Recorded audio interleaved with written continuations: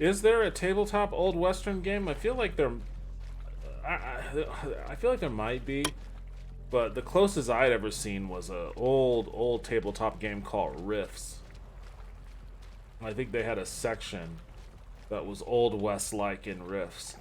Oh man, that's a blast from the past. What, RIFTS? RIFTS was entirely nonsensical. I used to play that with some friends of mine. It was just like a real nonsense, like everything you ever want to do exists in this weird world with like very vague rules, and it was just too much. It was way too much. Rift's Chaos Earth. Rift's Chaos Earth. I can't remember any of the... Oh shit, what the fuck? Witch at the Crossroads. I can't remember any of the Rifts books. I'll have to look them up. Oh, hey, look at that. It's my friend. We meet again. 692? That's all the rest of my money. No, even worse. Do I not have 692 bucks? Heroes Unlimited. There were a bunch of Rifts books. There was, I know there was one. So I remember this book, which I think is like the first one. But there was a bunch of other ones. Like there was one that was about the Pantheon. You could be like gods and shit. And there's one that's about space travelers.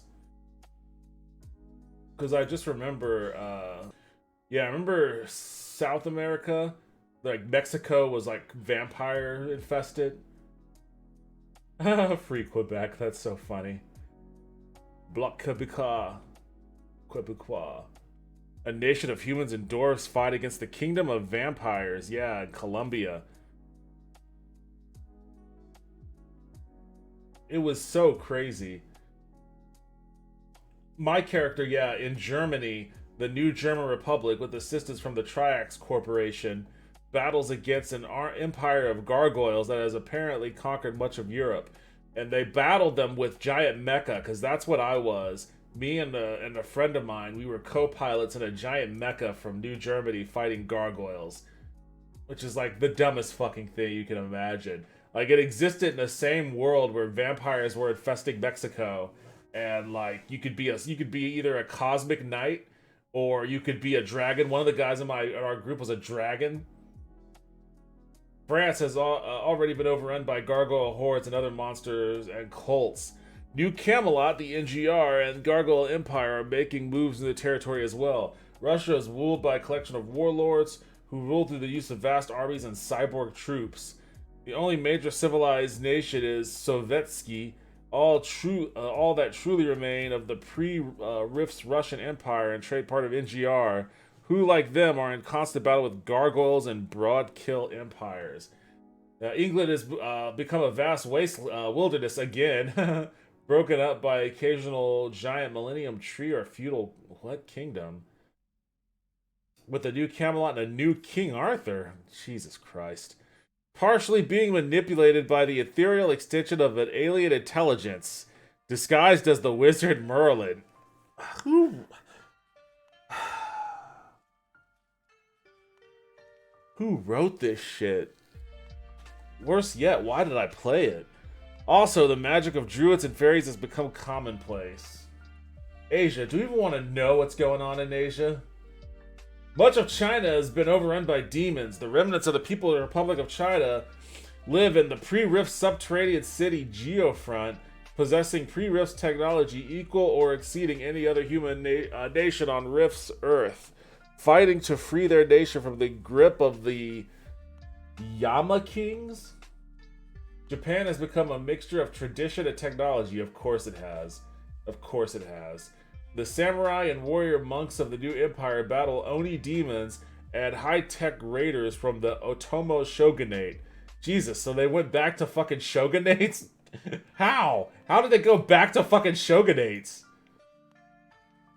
Despite their ardent anti-technology sentiments, one of New Empire's One of the new empire's closest allies is the Republic of Japan, an alliance centered on 3 pre-rift cities, Hiroshima, Iwakuni, and Kure, accidentally rifted off. What? Wait.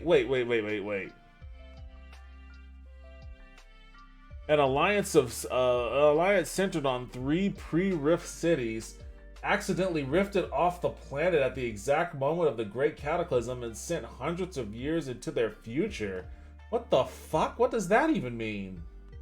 The rest of the archipelago, which now has the pre-rift's main island of Honshu divided into 2 islands from the risen sea levels, is dominated by smaller breakaway governments. A significant portion of the northern half of Japan is dominated by Oni and other denizens from rifts called the Zone.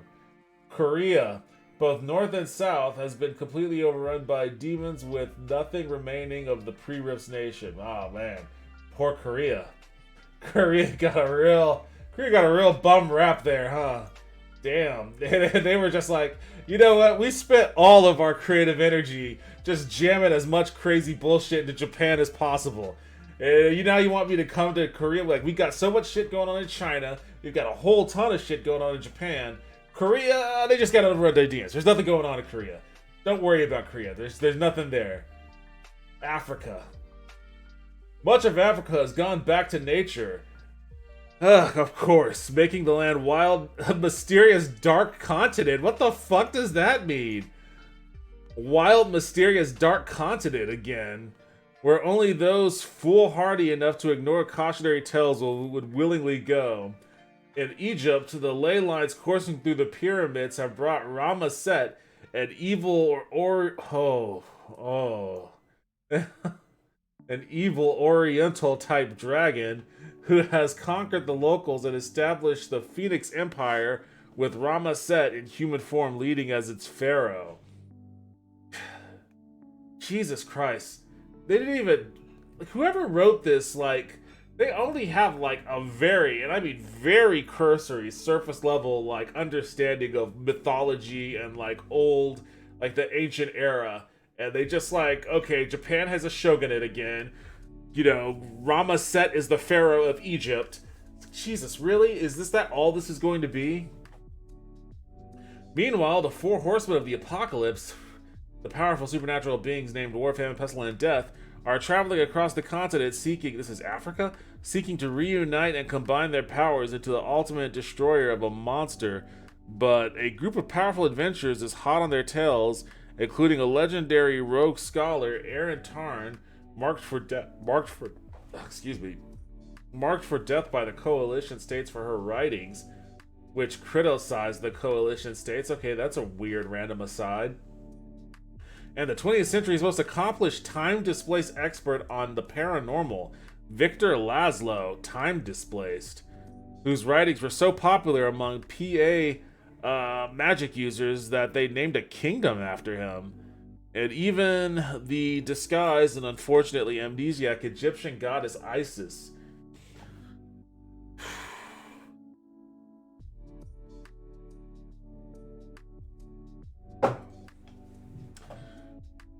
Atlantis. Atlantis is back. Well, we don't need to read about Atlantis.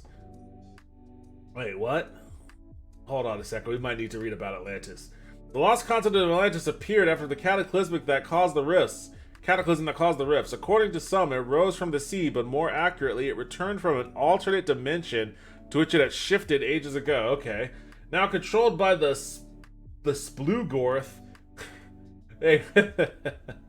a race of supernatural intelligences. Atlantis is a land ruled by magic and monsters, an interdimensional marketplace where any number of creatures, including humans, are bought and sold as slaves and often serve as fodder in gladiatorial arenas.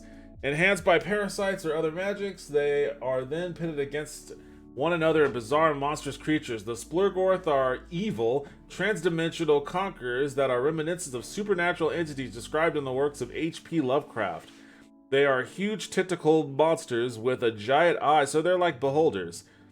Giant eye atop their massive amorphous bodies.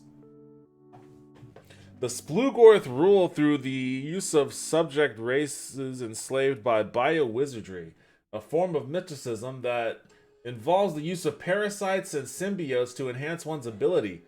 The Splugorth are also masters of rune magic, such as the creation of the fabled rune weapons, an offshoot of biowizardry. They are evil power that spans many dimensions and are the sworn enemies of the true Atlanteans who have been banished from Atlantis. The Splugorth minions are the Splugorth idiots are a particular threat on the coastlines of the adjacent North and South America, conducting slave raids against the humans and DB settlements. What the fuck is DB?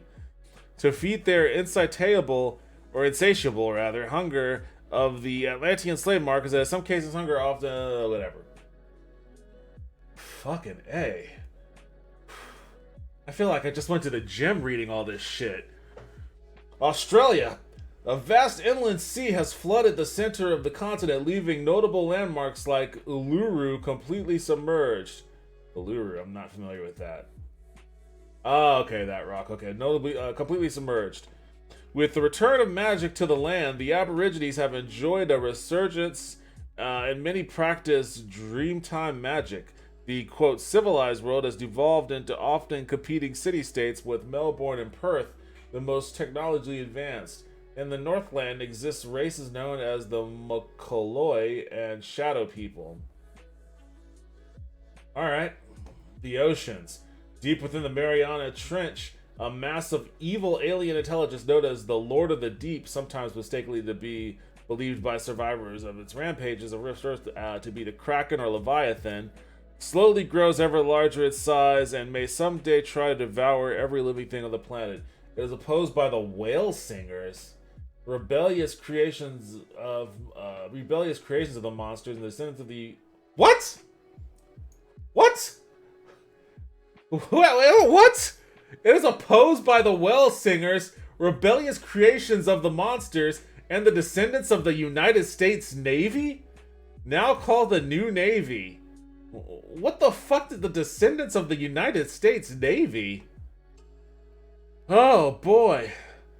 Other forces above and below the waves include a floating city known as Tritonia, pirates including the ruthless aliens known as Horun, monsters, dolphins, orcas, whales, and extra-dimensional invaders. God damn, that was exhausting. I remember Wormwood. I think that was one of the books that we used, Wormwood. Rift's Chaos Earth, I think is what you mentioned. I don't think I'm familiar with this one. Earth, as it was during and immediately after the devastation of the apocalypse. Okay, I don't think I remember that. I remember Wormwood. Knights and symbiote-bearing warriors fighting against demons on a living planet. The Three Galaxies. An alternative space opera setting. I don't remember that one. Mutants in Orbit. I don't know if I remember that one. What the fuck does this mean? This sums up Rifts perfectly right here. This is the perfect encapsulation of Rifts. Anything. They had a a setting called Anything. If you like the system, but you have an old favorite character, convert it. Conversions are encouraged, but due to copyright issues, Kevin doesn't want any conversions that have a basis in copyrighted by someone else's, whatever. Whatever that means. Anything. Just like, fucking whatever. You want to be the Hamburglar? Be the Hamburglar. Just don't call yourself the Hamburglar. Rifts was trash. This was such trash. I'm actually kind of surprised that no one's tried to make like a movie adaptation from it. There's just so much ridiculous shit that like it almost begs a film adaptation of some sort. How popular was Rifts? In issue 13 of Arcane, December 1996, Lucius Saknowski was disappointed in Rift's World Book 11 Coalition War Campaign, saying that there are just 5 pages of short adventure ideas, which are usable and versatile, providing a good mix of combat and moral dilemmas, but they aren't enough. She gave the book a below average rating of 6 out of 10. In 1996, Arcade Readers poll to determine the 50 most popular role-playing games of all time, RIFTS ranked 22nd.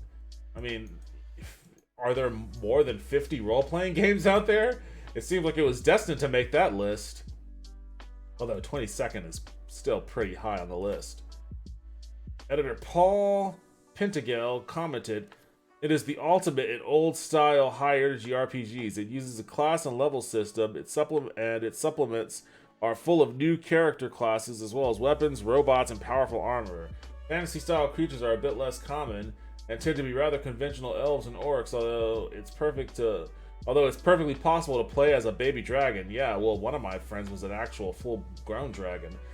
"One of the key concepts is mega damage," which is important when you're playing giant robots and such. "This is a game for people who want to have everything possible in their campaigns." Yes, who want to have everything possible in their campaigns, and then to blow a lot of it up with super cool weapons. Yeah, there should be a RIFTS movie that basically is predicated on that entire premise. Everything possible blowing up. Hey everybody, thanks for watching the video. If you liked what you just saw, hit the like. If you want to see more, hit subscribe. I'd appreciate it if you did both. They would be very good for the channel and help me build the community here. If you have any kind of comments or opinions or anything like that, by all means drop them in the comments section below. I like engaging with y'all, want to do more of that, so thank you again and see you next time.